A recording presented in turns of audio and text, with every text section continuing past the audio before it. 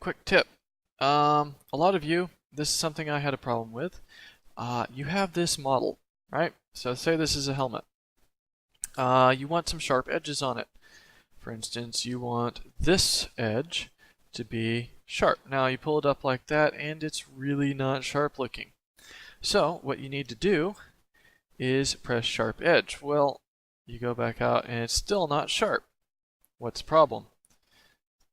Pull it out, still not sharp. Okay, what you need to do, there's a modifier that if you get the wrong information can make it look sharp. Now I'm going to show you the wrong way of doing this first, and then I will show you the correct way. There is a edge split modifier. Now that will make it look sharp, but the problem is when you use the edge split modifier, it creates multiple vertices and multiple edges in the same exact location. So when you go and apply this, sorry about that, when you go and apply this, it will look sharp until you go like this, remove doubles.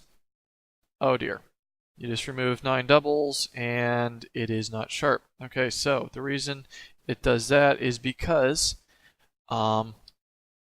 it is created multiple faces. Now if you go back, let's see here, edge split modifier, go back to edge split modifier, apply,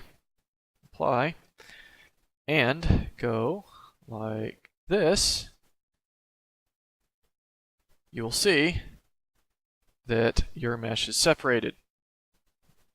This is not connected. It will also cause problems with texturing later on, and it creates more vertices than you need, more edges than you need. So this also causes problems when submitting. If you watch any of the Inside the Player Studio videos, you will see that T-Ray talks about the models not being welded. That's, I believe, because people used that modifier, the edge split modifier. You do not want to use it. The way you do this is you go to this little area right there, don't remember what it's called, and press auto smooth. Move that all the way up to 180 degrees and you will get the same effect without the edge splits in there, without multiple edges. This way you keep your vertex count down and you also make the devs a lot happier. So just keep that in mind when you're modeling.